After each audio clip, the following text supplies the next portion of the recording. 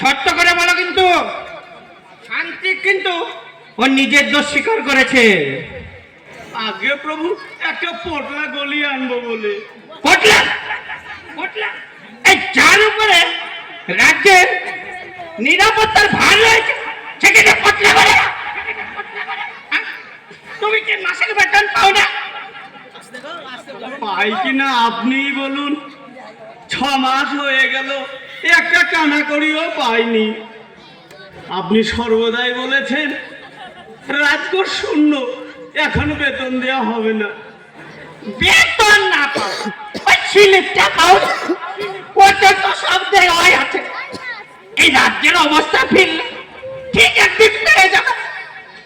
কবে পাবো আর কবেই বা ফিরবে? ওই স্লিপ দিয়ে তোর বউ ছেলের পেট ভরানো যায় না প্রভুজি। যে দেশের সরকারি কর্মচারীরা বেতন পায় না, সেই অনুন্নত দেশে। অনুন্নত বলবে না, বলবে উন্নতিশীল। এই আমাদের প্রিয় মহারাজ ওই দেশের উন্নতি কামনার জন্য ওই সে দেশ থেকে ঋণ নিয়ে এসে এই দেশে শোধ করে, এই দেশ থেকে ঋণ নিয়ে সে দেশে শোধ করে। এই দেশের উন্নতিতে তুমি কিন্তু বাধা দিও না, কিন্তু বলে দিলাম। আগে সেই জন্যই তো নিজের উন্নতির কথা একটু ভাবছি।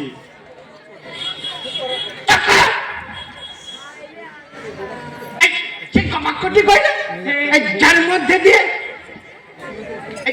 কক্ষ ভিতরে দেখা যাচ্ছে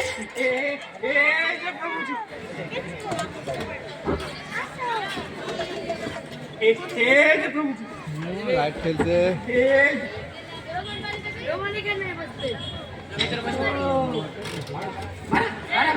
এতক্ষণ ধরে কি দেখছে?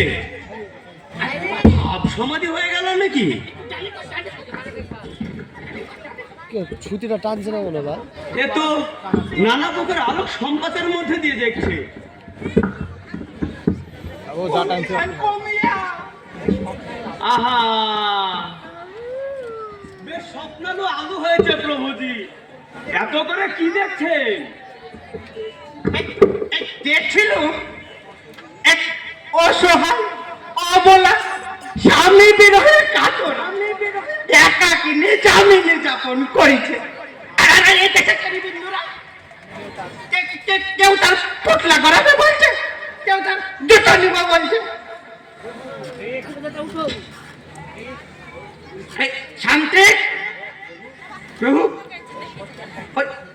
ওই শয্যা সাইনিকে আমি আমার বিয়ে দিয়ে যেতে চাই এখনই, এখনই। ক্ষমা করবেন প্রভুজি, আমি যতদূর জানি আমাদের পরমাধ্যা দেওয়ানজি সুন্দরী মেয়েদের ঘরে প্রবেশ করতে দেবেন না। সে সচেতনতা আমার আছে। ওকে তো আমি বাড়ি নিয়ে যাবো না, ওকে নিয়ে যাবো আমার বাগান বাড়িতে। কিন্তু ভদ্র ঘরের মহিলা বাগান বাড়ি যেতে রাজি হবেন? এটা তো আশঙ্কামূলক নয়। ও যেতে চাইবে না যখন জোর করে তুলে নিয়ে চলে যাবো। সেটা ভালো প্রভু। জুতো নয়, অলংকার নয়, আপনি গোটা বউটাকেই নিয়ে যাবেন। আর যাতে করে আমাদের কুপ্রবৃত্তিগুলো আর হাত বাড়ানোর সুযোগই পাবে না। সেই জন্যই তো এই তোমাদেরকে পাপের হাত থেকে বাঁচানোর জন্য ওই নীলকণ্ঠর মতন আমি বিশ্বাস করছি। চাকরিটা তাড়াতাড়ি করুন, আমার এত সইতে না গো, তাড়াতাড়ি করুন।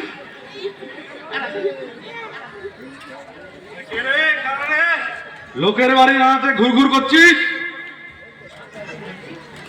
আরে দেওয়ানজি, শান্তিজি, কোতোয়ালজি, আপনারা এখানে? এই ব্যক্তিটাকে দিন। আগে গৌর হরি মাইতি। একটা গাইতি আনতে পারবে? গাইতি? গাইতি দিয়ে কি হবে? একটা ছিদ্রকে বড় করতে হবে। ছিদ্র? কেমন ছিদ্র? এই ধরো এমন বড় যাতে করে একটা মানুষ আর একটা মানুষকে পাজা কোলা করে নিয়ে আসতে পারে। ছিদ্র বলছেন কেন? এই তো সুড়ঙ্গ। ওই সুড়ঙ্গটিকে আরো ফাটাতে হবে, যাতে করে একটা মানুষ আরেকটা মানুষকে পাজাকোলা করে নিয়ে আসতে পারে। সুরঙ্গ পথে বেরোবেন কেন? ঘরের দরজা আছে তো। আছে, কিন্তু আমরা ব্যবহার করবো না। কত বড় মানুষ নিয়ে বেরোবেন? বড় এই দেহ বল্লভী। জীবিত না মৃত? আর নিদ্রিত।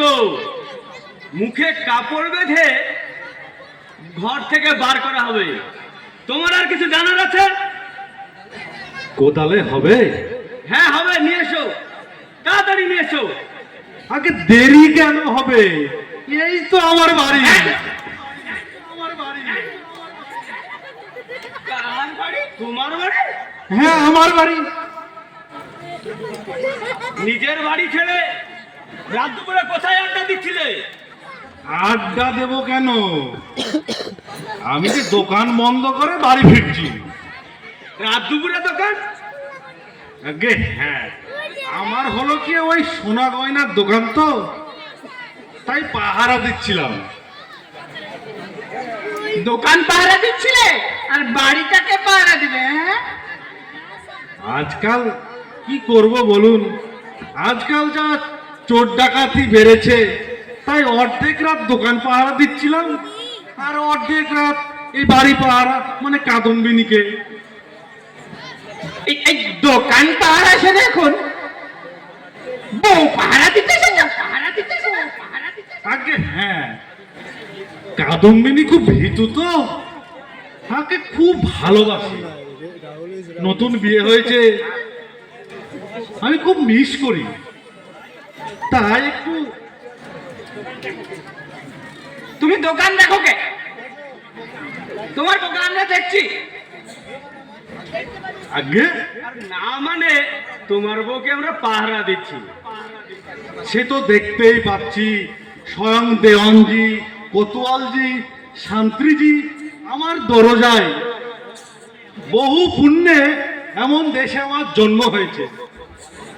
কাল তুমি বাড়ি পাহারা দিও, আমরা দোকান পাহারা দিব। ধন্য ধন্য মহান দেশের মহান রাজকর্মচারী। গৌরহরি, এবার তুমি প্রস্থান করো, প্রস্থান করো। আগে হ্যাঁ, যদি একটু কাদম্বিনীকে দেখে দিতাম। ঘুমাচ্ছে, কি দেখবে? এতে দেখার কি আছে? না মানে কাদু কেমন আছে? ভালো আছে, আরো ভালো থাকবে। তবে আমি নিশ্চিন্তে যাই। এসো। এ কি, এটি দেখছি সুরঙ্গ। তবে কি আমার ঘরে চোর ঢুকেছে? ঢুকেছে? চোর ঢুকেছে? না, ঢোকেনি, তবে ঢুকবে। এই যে ঘুমাচ্ছে, মালটা উঠলাই ঢুকবে।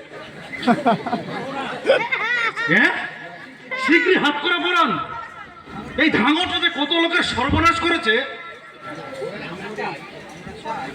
গৌরহরি, আমরা চাই ও তোমার ঘরে ঢুকুক। সে কি, ঘরে যে যথেষ্ট সোনাদানা রয়েছে, আমরা ওকে চুরি করতে দেব। কাদম্বিনী রয়েছে যে, মাতাটা যদি সর্বনাশ করে। আমরা তো চাই সর্বনাশটা করুক। সে কি, কে করবে?